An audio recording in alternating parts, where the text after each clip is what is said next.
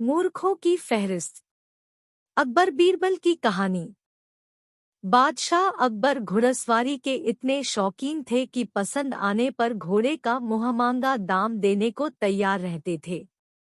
दूर दराज के मुल्कों जैसे अरब, पर्शिया आदि से घोड़ों के विक्रेता मजबूत व आकर्षक घोड़े लेकर दरबार में आया करते थे। बादशाह अपने व्यक्तिगत इस्तेमाल के लिए चुने गए घोड़े की अच्छी कीमत दिया करते थे। जो घोड़े बादशाह की रुचि के नहीं होते थे उन्हें सेना के लिए खरीद लिया जाता था। अकबर के दरबार में घोड़े के विक्रेताओं का अच्छा व्यापार होता था। एक दिन घोड़ों का एक नया विक्रेता दरबार में आया। अन्य व्यापारी भी उसे नहीं जानते थे। उसने 2 बेहद आकर्षक घोड़े बादशाह को बेचे और कहा कि वह ठीक ऐसे ही 100 घोड़े और लाकर दे सकता है, बशर्ते उसे आधी कीमत पेशगी दे दी जाए। बादशाह को चूंकि घोड़े बहुत पसंद आए थे, सो वैसे ही 100 और घोड़े लेने का तुरंत मन बना लिया। बादशाह ने अपने खजांची को बुलाकर व्यापारी को आधी रकम अदा करने को कहा। खजांची उस व्यापारी को लेकर खजाने की ओर चल दिया।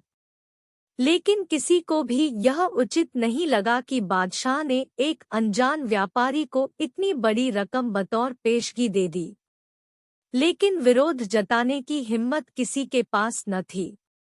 सभी चाहते थे कि बीरबल यह मामला उठाए। बीरबल भी इस सौदे से खुश न था।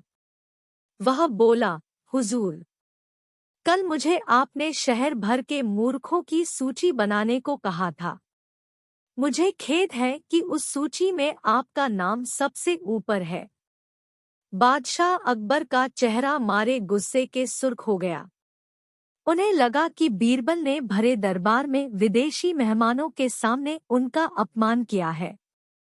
गुस्से से भरे बादशाह चिल्लाए, तुम्हारी हिम्मत कैसे हुई हमें मूर्ख बताने की?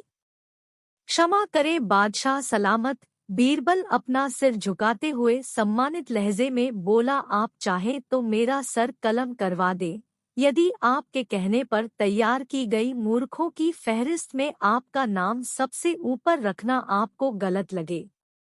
दरबार में ऐसा सन्नाटा छा गया कि सुई गिरे तो आवाज सुनाई दे जाए। अब बादशाह अकबर अपना सीधा हाथ उठाए, तर्जनी को बीरबल की ओर ताने आगे बढ़े। दरबार में मौजूद सभी लोगों की सांस जैसे थम सी गई थी। उत्सुकता व उत्तेजना सभी के चेहरों पर नृत्य कर रही थी। उन्हें लगा कि बादशाह सलामत बीरबल का सिर धड़ से अलग कर देंगे। इससे पहले किसी की इतनी हिम्मत न हुई थी कि बादशाह को मूर्ख कहे। लेकिन बादशाह ने अपना हाथ बीरबल के कंधे पर रख दिया। वह कारण जानना चाहते थे। बीरबल समझ गया कि बादशाह क्या चाहते हैं। वह बोला, आपने घोड़ों के ऐसे व्यापारी को बिना सोचे समझे एक मोटी रकम पेशगी दे दी, जिसका अतापता भी कोई नहीं जानता। वह आपको धोखा भी दे सकता है। इसलिए मूर्खों की सूची में आपका नाम सबसे ऊपर है। हो सकता है कि अब वह व्यापारी वापस ही न लौटे।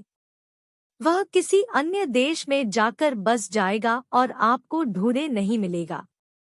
किसी से कोई भी सौदा करने के पूर्व उसके बारे में जानकारी तो होनी ही चाहिए। उस व्यापारी ने आपको मात्र 2 घोड़े बेचे और आप इतने मोहित हो गए कि मोटी रकम बिना उसको जाने पहचाने ही दे दी। यही कारण है बस। तुरंत खजाने में जाओ और रकम की अदायगी रुकवा दो। अकबर ने तुरंत अपने एक सेवक को दौड़ाया। बीरबल बोला, अब आपका नाम उस सूची में नहीं रहेगा। बादशाह अकबर कुछ क्षण तो बीरबल को घूरते रहे, फिर अपनी दृष्टि दरबारियों पर केंद्रित कर ठहाका लगाकर हंस पड़े। सभी लोगों ने राहत की सांस ली कि बादशाह को अपनी गलती का एहसास हो गया था। हंसी में दरबारियों ने भी साथ दिया और बीरबल की चतुराई की एक स्वर से प्रशंसा की। कहानी पढ़कर कहीं ना जाएं दोस्तों। नीचे कमेंट बॉक्स में जाकर अपना कीमती कमेंट हमें लिखकर जरूर भेजें। हमें आपके कमेंटों का इंतजार है और हमेशा रहेगा। Thank you for watching. Please like and subscribe.